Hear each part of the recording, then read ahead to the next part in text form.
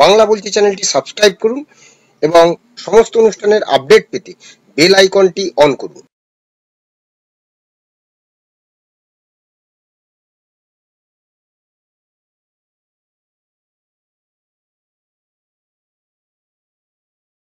নমস্কার, বাংলা বলছি চ্যানেলে আপনাদের স্বাগত।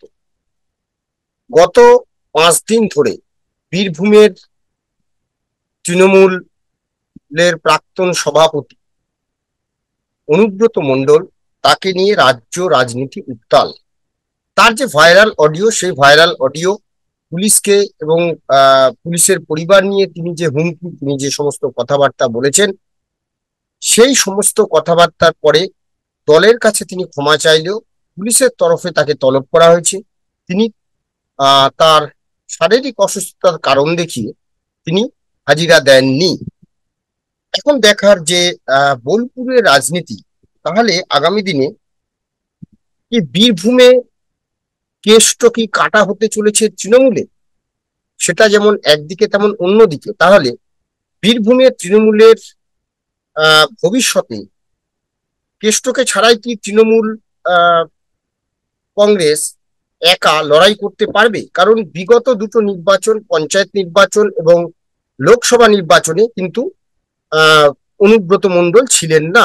তার অনুপস্থিতিতেই কিন্তু ভালো ফল করেছে জেলা তৃণমূল নেতৃত্ব। তারপরে তিনি জেল থেকে ফিরে আসার পরে, কিন্তু তখনও তিনি জেলে থাকাকালীনও তিনি জেলা সভাপতি ছিলেন। জেল থেকে ফিরে আসার পর তার পদ পুনর্বহাল ছিল, কিন্তু সম্প্রতি তাকে সেই যে কোর কমিটি তিনি জেলে থাকাকালীন এই বীরভূমের ফল প্রকাশে বেশ ভালো কাজ করেছিল, সেই কোর কমিটিকেই প্রাধান্য দিয়ে জেলা সভাপতির পদ থেকে সরিয়ে দেওয়া হয় অনুব্রত মণ্ডলকে, এবং সেই নতুন করে কোর কমিটি গঠন করা দেওয়া হয় এবং কোর কমিটির নেতৃত্বে তৃণমূল কংগ্রেস বীরভূমে কাজ করবে বলে দলীয় তরফে সিদ্ধান্ত নেওয়া হয়। কিন্তু এখন প্রশ্ন ওঠে যে তারপরে আমরা কোথাও দেখতে পাচ্ছিলাম যে অনুব্রত বিরোধী কাজল শেখ, তার সঙ্গে ঠারে ঠোরে কোথাও যেন একটা ঠোকাঠুকি লেগেছিল। এবং সর্বশেষ যা পরিস্থিতি, তাতে গত 5 দিন আগে ভাইরাল অডিও, বোলপুরের যিনি আইসি লিটন হালদার, তাকে অনুব্রত মণ্ডল ফোন করে যে কদর্য ভাষায় আক্রমণ করেছেন তা নিয়ে একদিকে যেমন সংবাদ মাধ্যমে সমালোচিত হয়েছে, তেমনি পুলিশ মহলেও কিন্তু এটা নিয়ে একটা ব্যাপক সাড়া পড়েছে। এখন প্রশ্ন হলো যে দলের নির্দেশে অনুব্রত মণ্ডল তিনি ক্ষমা চেয়েছেন, কিন্তু পুলিশই হাজিরা তিনি দেননি। তাহলে পুলিশ তার বিরুদ্ধে কি ব্যবস্থা নিতে পারে? এটা যদি কোনো সাধারণ মানুষ বা অন্য কোনো বিরোধীদের কোনো রাজনৈতিক ব্যক্তিত্ব এটা করতেন, তাহলে কি পুলিশ ছেড়ে দিতে? প্রশ্ন কিন্তু উঠছে। তো এই জায়গাতে, এবং পুলিশ মহলেও কিন্তু এই বিষয়ে একটা বিরাট ক্ষোভ প্রকাশ করা হচ্ছে। তো এই জায়গাটা থেকে তাহলে কি অনুব্রত মণ্ডলের বিরুদ্ধে দল ব্যবস্থা নিতে পারবে, বা অনুব্রত মণ্ডলকে ছাড়াই বীরভূমের তৃণমূলের রাজনীতি চলবে কি? মনে হয় না। কেন বলছি? কারণ বীরভূমের চিরকালই আমরা দেখেছি যে কাজল শেখ বরাব্রত অনুব্রত বিরোধী, কিন্তু অনুব্রত মণ্ডলের অঙ্গুলি হেলনেই কিন্তু দীর্ঘদিন ধরে তৃণমূল কংগ্রেস ক্ষমতায় এবং বীরভূমে একের পর এক সাফল্য পেয়েছে। এবং যার ফলে এর আগে অনুব্রত মণ্ডল পুলিশকে তিনি নানা রকম কদর্য ভাষায় কথা বলেছেন, পুলিশকে বোম মারার কথা বলেছেন। এছাড়া তিনি নানা রকম ভাবে কখনো চরাম চরাম, গুড় বাতাসা, নকুলদানা, তার নানা রকম উপদেশ তিনি দিতেন। কিন্তু দল তাকে কোনোদিন এইভাবে তাকে ক্ষমা চাইতে বলেনি বা কোনো ব্যবস্থাও নেয়নি। কিন্তু এইবারে দল তাকে ক্ষমা চাইতে বলেছে, তিনি ক্ষমা চেয়েছেন, কিন্তু ক্ষমাটা চেয়েছেন তিনি মমতা বন্দ্যোপাধ্যায়ের পুলিশের কাছে। পশ্চিমবঙ্গ পুলিশের কাছে কি তিনি ক্ষমা চেয়েছেন?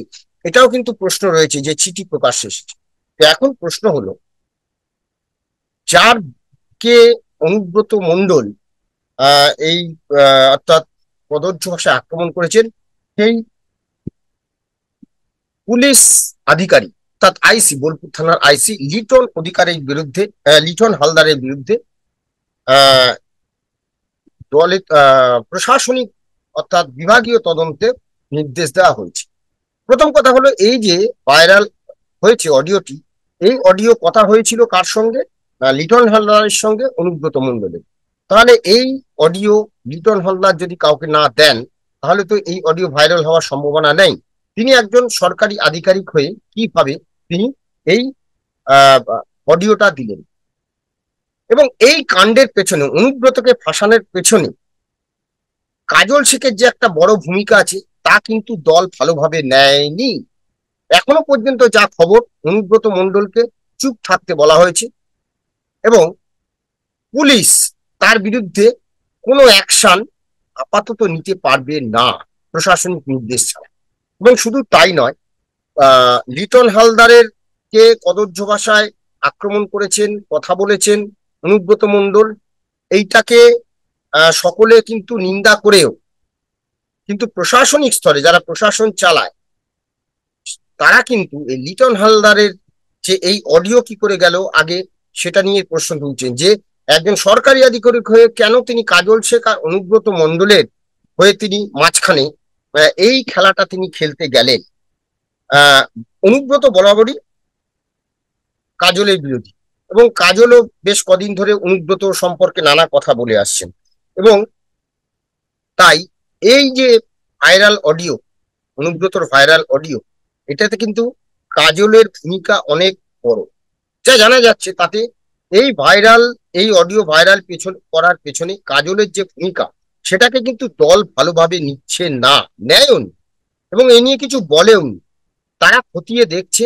বিচার বিভাগীয় তদন্ত যেমন ওসির বিরুদ্ধে হচ্ছে, আইসির বিরুদ্ধে হচ্ছে, তেমনি কাজলের বিরুদ্ধেও কাকে কাকে এই অডিও পাঠানো হয়েছিল, কোথায় পাঠানো হয়েছিল, সংবাদ মাধ্যমে কেন পাঠানো হয়েছিল, সমস্ত কিন্তু খুঁটিনাটি তত্ত্ব দলের মধ্যে দল কিন্তু অর্থাৎ তৃণমূল কংগ্রেসের তরফে কিন্তু এগুলো তদন্ত করা হচ্ছে। সেটা যেমন একদিকে, তেমন অন্যদিকে এই কাণ্ড সামনে আসার পরে বীরভূমের রাজনীতিতে কিন্তু দেখা যাচ্ছে যে কিছু কিছু মানে বিশেষ করে বিরোধীদের দিকে বেশ কয়েকটা জায়গা থেকে আমরা দেখতে পাচ্ছি যে দলে যোগদানে হিড়িক পড়েছে। বেশ কিছুদিন আগে আমরা দেখেছিলাম যে বেশ কয়েক জায়গা থেকে আহ বহু সংখ্যক মানুষ তৃণমূলে আহ ছেড়ে বিজেপিতে যাচ্ছেন। অনুব্রত মণ্ডলের এই যে নোংরা হুমকি ফোন, এতে অস্বস্তি পাচ্ছিল তৃণমূলের। তো এখন কথা হলো যে যে বীরভূমের সাঁইথিয়া বিধানসভায় কুনুরি গ্রাম সহ বিভিন্ন গ্রাম থেকে তৃণমূল ছেড়ে বিজেপিতে যোগদান করেছে 150টি পরিবার। বিজেপির দাবি যে মঙ্গলবার সিউড়িতে বিজেপির বীরভূম জেলা কার্যালয়ে বিজেপির জেলা সভাপতি ধ্রুব সাহার হাত দিয়ে বহু মানুষ তৃণমূলে যোগদান করেছেন। গত মাসেই ঘাসফুল থেকে পদ্ম শিবিরে নাম লিখিয়েছেন প্রায় 55টি পরিবার, নলহাটি বিধানসভার 55টি পরিবার। এটা যেমন একদিকে, তেমন অন্যদিকে আবার তৃণমূলেই রয়েছে, অথচ শিবির বদল হচ্ছে। এটা যেমন ছিল যে তৃণমূল ছেড়ে বিজেপিতে যাচ্ছে, এখানে তৃণমূল থেকে আরেক শিবিরে, তৃণমূলের অর্থাৎ অনুব্রত শিবির থেকে কাজল শেখের শিবিরেও যাওয়ার হিড়িক বেড়েছে। এবং তারা কারা সেটা পরে আসি, কিন্তু জানা যাচ্ছে যে সাঁইথিয়া বিধানসভার বনগ্রাম পঞ্চায়েতের বেশ কিছু সদস্য, বহু সদস্য বা কর্মী সমর্থক, তারা হঠাৎ করে অনুব্রত মণ্ডলের শিবির ছেড়ে তারা কাজল শেখের শিবিরে যোগদান করেছে, এবং তারা বলছেন যে আমরা অনুব্রত মণ্ডলের কাছে আর সঙ্গে থেকে কাজ করব না, আমরা কাজল শেখের সঙ্গে কাজ করব। এরা কারা? এরা আবার সুবিধাবাদী নেতা। এরা ভাবছে যে হয়তো অনুব্রত মণ্ডলের বিরুদ্ধে দল ব্যবস্থা নেবে, অতএব কাজল শেখকে হয়তো জেলা সভাপতি করে দেবে, অতএব তড়িঘড়ি তারা কিন্তু এইটা করছে। কিন্তু এখন প্রশ্ন হলো যে 5 দিন পার হয়ে গেল, অনুব্রত মণ্ডল পুলিশের মুখোমুখি হননি। তাহলে এত বড় বুকের পাটা, অনুব্রত মণ্ডল চুপ করে আছেন। তিনি বলেছেন তিনি শারীরিক অসুস্থতা, এবং সংবাদ মাধ্যমে তার চিকিৎসক যে রিপোর্ট দিয়েছেন সেই চিকিৎসককে নিয়েও নানা রকম কথা বেরিয়েছে। কিন্তু প্রশ্ন হলো তারপরে অনুব্রত মণ্ডল যাননি। তাহলে এটা বুঝতে হবে যে বীরভূমে কিন্তু অনুব্রত মণ্ডল ছাড়া দল চালানো মুশকিল। এটা কিন্তু তৃণমূলের তরফে তৃণমূল শীর্ষ নেতৃত্ব বুঝে গেছে। সেটা যেমন একদিকে। অন্যদিকে এই ঘটনার পরে বিরোধী দলের তরফে যারা রয়েছেন, সুকান্ত মজুমদার, শুভেন্দু অধিকারী নানা রকম ভাষায় আক্রমণ করেছেন, কিন্তু সেখানে তারা অনুব্রত মণ্ডলের এই কাণ্ডের পরে তারা বলছেন যে হিন্দু অনুব্রত থেকে মুসলিম কাজলের হাতে তৃণমূলের ব্যাটন গেল, কারণ মুসলিম ভিড় বাড়ছে, অর্থাৎ সংখ্যালঘু তোষণ বাড়ছে তৃণমূলে।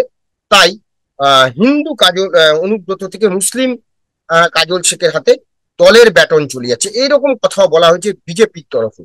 ফলে দল কিন্তু এই যে কাজল শেখের যে পলিটিক্স বা কাজল শেখের যে রাজনৈতিক যে চাল, এই চাল কিন্তু তৃণমূল কংগ্রেসের শীর্ষ নেতৃত্ব ধরে ফেলেছে, যে কাজলই হচ্ছে এই যে কাণ্ডটা হয়েছে তার মাথা। আর লিটন হালদার, তার বিরুদ্ধেও কিন্তু বহু অভিযোগ। দেখুন, আমাদের যে সমস্ত সাংবাদিক বন্ধুরা এইখানে বীরভূম জেলা জুড়ে তারা সাংবাদিকতা করেন, তাদের বহুজনের সাথে কথা বলে জানা গেছে, বিশেষ করে বোলপুর হচ্ছে বীরভূমের হার্ট, অর্থাৎ শহর। তো সেই বোলপুর, এবং এখানেই হচ্ছে অনুব্রত মণ্ডল থাকেন, এবং তিনি এখান থেকেই পুরো দলটা পরিচালনা করেন। সেই থানার আইসি তিনি বদল হয়েছিলেন কিন্তু অনুব্রত মণ্ডল থাকাকালীন, জেলে থাকাকালীন এই থানার আইসি বদল হয়েছিল, এবং তখন থেকেই তার বিরুদ্ধে কিন্তু নানা রকম অভিযোগ উঠেছিল। শোনা যায় যে নানা রকম উপঢৌকন দিয়ে, সেটা টাকা হতে পারে বা অন্য কিছু হতে পারে, সেই সবের বিনিময়ে নাকি এই লিটন হালদার এই বোলপুরের দায়িত্ব পেয়েছেন। তিনি সিআইডি তে ছিলেন, সেখান থেকে তিনি এই বোলপুরের আইসি হয়েছেন। তো আমরা সত্য মিথ্যা জানি না, এগুলো কিন্তু মানে যেটাই হচ্ছে যে বিভিন্ন বোলপুরের মানুষ এবং বোলপুরের সাংবাদিকদের যে আলোচনা, সেখান থেকেই তাদের কাছ থেকে শোনা কথা। সত্য মিথ্যা আমরা কিন্তু জানি না, আমরা বারবার বলছি যে আমরা অভিযোগ শুনেছি, সেই অভিযোগটা নিয়ে কিন্তু অ্যানালিসিসটা করছি। এবং এই লিটন হালদার, তিনি বোলপুর শহরে একাধিপত্য কায়েম করেছেন। সাধারণ মানুষ তার ভয়ে নাকি তটস্থ। সে বাইক হোক, রিক্সা হোক, সাইকেল হোক, যাই হোক, যখন তখন তিনি হয়তো বেচাল দেখলেই নাকি কোনো কারোর কথা শুনতে চান না, তিনি তাদের বিরুদ্ধে ব্যবস্থা নিচ্ছেন, এবং সেই ব্যবস্থা নিয়েও কিন্তু নানা রকম প্রশ্ন উঠেছে। এবং শুধু তাই নয়, যা শোনা যাচ্ছে যে তার বিরুদ্ধে ব্ল্যাকমেলিং, ট্রেডিং, এরকম নানান কিছু, মানে হুমকি, তারপরে নানা রকম সাধারণ মানুষকেও নানা বিষয়ে তিনি ব্ল্যাকমেলিং করেন যে কোনো বিষয় নিয়ে। এটা কিন্তু আহ বোলপুরের বেশ কিছু মানুষ যারা সামনে বলছে না, সাধারণ মানুষ কিন্তু এই লিটন হালদারের ভূমিকায় তথস্থ, এবং এই জায়গাটা থেকে কিন্তু তৃণমূল কংগ্রেস লিটন হালদারের ভূমিকা খতিয়ে দেখছে, এবং এর পেছনে যে কাজল শেখের একটা বড় হাত আছে, সেটা কিন্তু তৃণমূল কংগ্রেস বুঝে গেছে। এবং এই সস্তা রাজনীতি যে করা হয়েছে তা কিন্তু পরিষ্কার। এখন আহ অনুব্রতর অনুপস্থিতিতে আইসি বদল হয়েছিল, সেই আইসি কে অনুব্রত আসার পরে তাকে যখনই যা বলা হয়, সেই আইসি নাকি সেই নির্দেশ পালন করেননি। যে অনুব্রত মণ্ডল বাগেগরুতে এক ঘাটে জল খাওয়াতেন, যে অনুব্রত মণ্ডল বোলপুরে তার ডেরা, সে ডেরার ওসি নাকি অনুব্রত মণ্ডলের কথা শুনতেন না। এবং আহ এই জায়গাটা থেকে যে কোনো একটা বোধহয় আহ সুযোগের অপেক্ষায় ছিলেন অনুব্রত শিবিরের পাল্টা কাজল শেখ শিবির, এবং তারা এই ভাইরাল এই অডিওটা হাতে পেয়ে নাকি সংবাদ মাধ্যম সহ বিভিন্ন জায়গায় তারা ভাইরাল করেছে। আর এইখানটাতেই কিন্তু তৃণমূল কংগ্রেসের শীর্ষ নেতৃত্ব খতিয়ে দেখছে কার কি ভূমিকা ছিল, সেই ভূমিকা অনুযায়ী ব্যবস্থা নেবে। অর্থাৎ তাহলে ওই শেষ কথা বলাই যায় যে বীরভূমের মাটিতে তৃণমূল কংগ্রেস অনুব্রত মণ্ডলকে ছাড়া, অর্থাৎ দুর্দিন অনুব্রত মণ্ডল ছিল, সুদিনে সকলেই ছিলেন, হয়তো অনুব্রত মণ্ডলের উপস্থিতিতেও ভালো রেজাল্ট হয়েছে, কিন্তু সেই ভিত্তি অনুব্রত মণ্ডলের তৈরি করে দেওয়া ফিতে এখন অনেকে ছড়ি ঘোরাচ্ছেন। প্রশ্ন কিন্তু এইখানটাতেই, যে সকলে বলছেন হয়তো যে অনুব্রত মণ্ডলের বিরুদ্ধে দল ব্যবস্থা নেবে, কি করবে না না করবে, কিন্তু ব্যাপারটি এত সহজ নয়। যা জানা যাচ্ছে তাতে খুব শিগগিরই হয়তো দলীয় নেতৃত্ব এই বিষয়টি নিয়ে আহ আলোচনায় বসছে, তদন্তের কাজ গুটিয়ে আনার পরই কার কি ভূমিকা সেটা দেখবে, দেখে কিন্তু ব্যবস্থা একটা কিছু নেবেন। তাহলে কি অনুব্রত মণ্ডলকে ফের জেলা সভাপতির পদে পুনর্বহাল করা হবে, সেটা কিন্তু দল অনেকটা খতিয়ে দেখছি। কারণ এই সস্তা রাজনীতি কাজল শেখ করে দেওয়ার পরে দলের ভাবমূর্তি যে জায়গায় পৌঁছেছে, সেই জায়গা থেকে এখন কি ব্যবস্থা নেয় তৃণমূল কংগ্রেস, সেদিকে সকলের নজর। আপাতত আমাদের এই আলোচনা নিয়ে আপনাদের মতামত কমেন্টস বক্সে জানাবেন, ভালো লাগলে অবশ্যই লাইক দিবেন। সবাই ভালো থাকবেন, নমস্কার।